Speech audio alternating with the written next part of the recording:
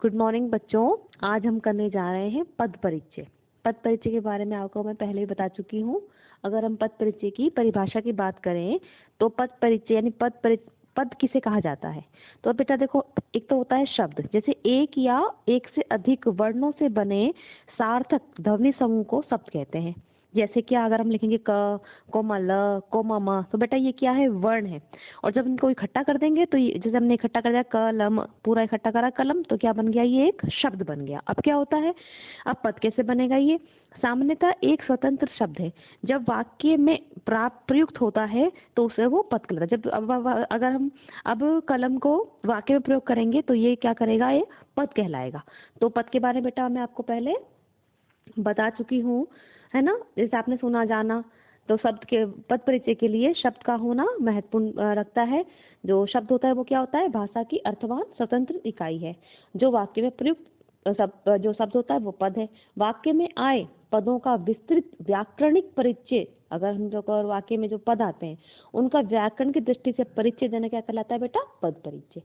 अब पद परिचय के लिए देखो बेटा, मैंने आपको बताया था संज्ञा के बारे में जानो, लिंग के बारे में जानो, वचन के बारे में, कारक, सर्वनाम, लिंग, विशेषण, विशेष्य, क्रिया, वाक्य, अव्यय, ये सब आपने जाना। लेकिन जहाँ तक मुझे लगा आपको अवयव और क्रिया विशेषण के बारे में थोड़ी सी कम जानकारी थी।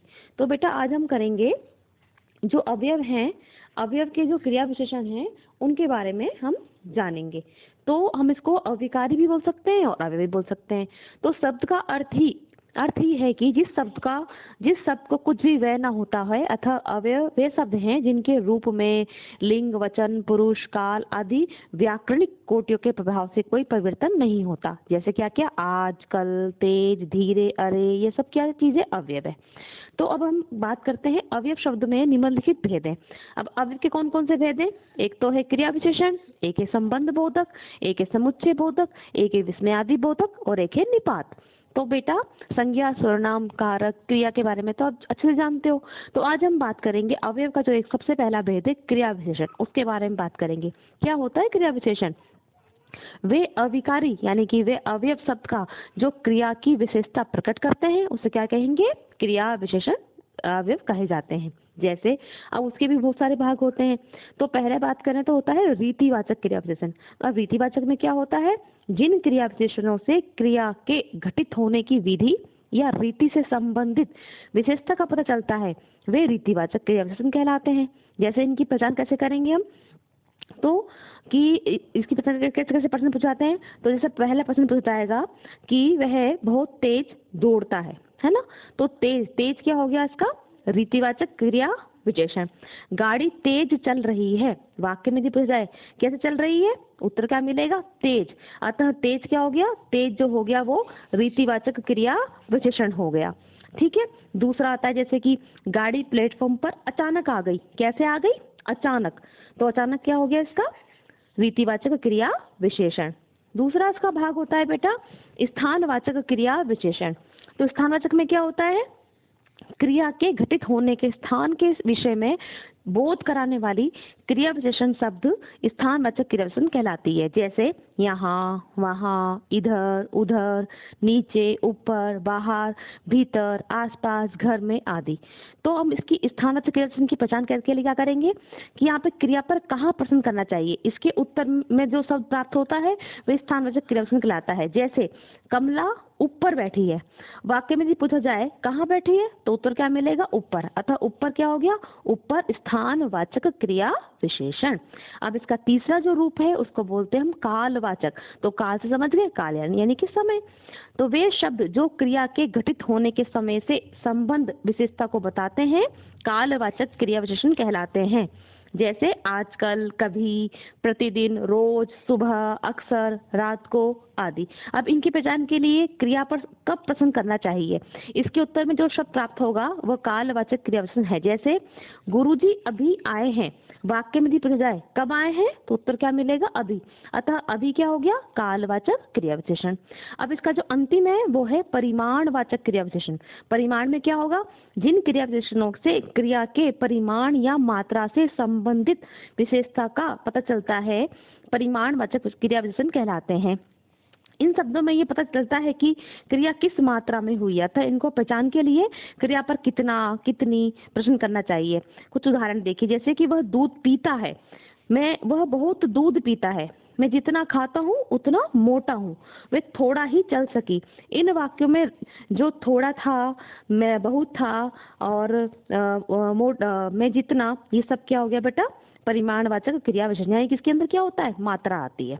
अब हम बात करते हैं नंबर 2 संबंध बोधक की। अब संबंध बोधक में क्या है बेटा, संबंध बोधक वे अविकारी शब्द हैं जो संज्ञा सर्वनाम के बाद प्रयुक्त होकर वाक्य के अन्य संज्ञा सर्वनाम शब्दों के साथ संबंध का बोध कराते हैं। जैसे बच्चे पिताजी के साथ मेले में गए, मैंने घर के सामने कुछ पेड़ लगाए हैं, पार्क के चारों ओर लोग इकट्ठे हो गए, उसने पोस्ट ऑफिस के निकट बस खड़ी कर दी।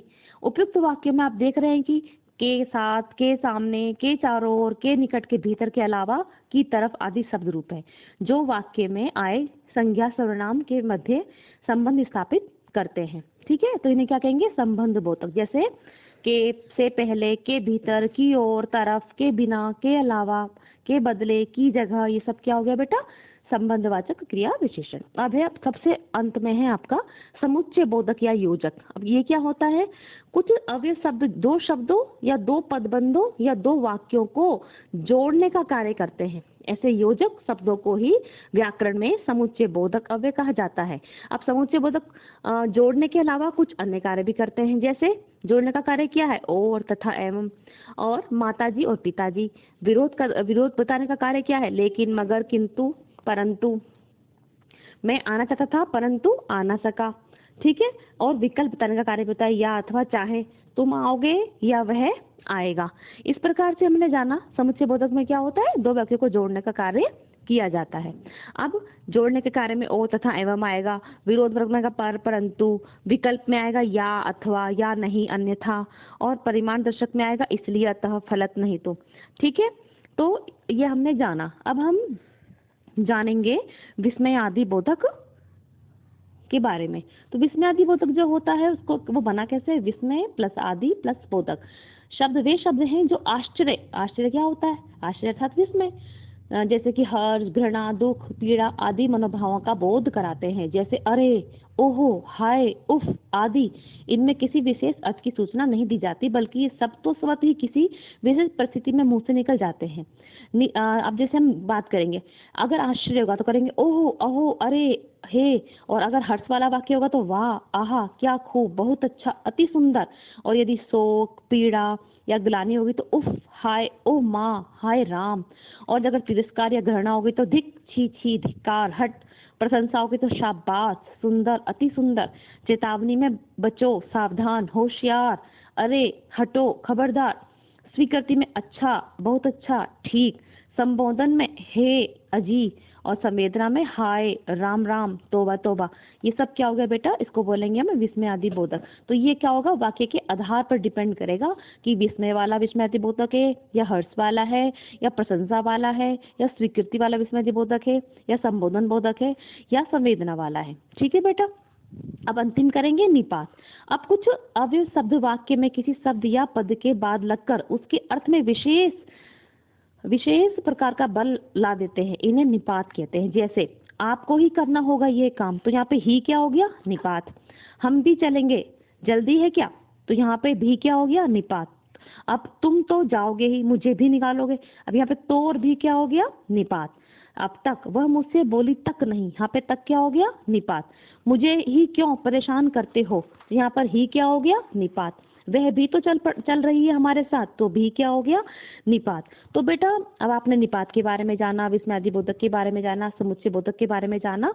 अब जो हम कल करेंगे पदों का व्याकरणिक परिचय। तो पदों के व्याकरण परिचय के लिए हमें संज्ञा, सर्वनाम, विशेषण, क्रिया विशेषण, निपात, विस्मय आदि बोधक अव्यय सबके बारे में जानकारी होगी। अभी आपको पढ़ के थोड़ा सा लग रहा होगा, सुनकर लग रहा होगा कि थोड़ा मुश्किल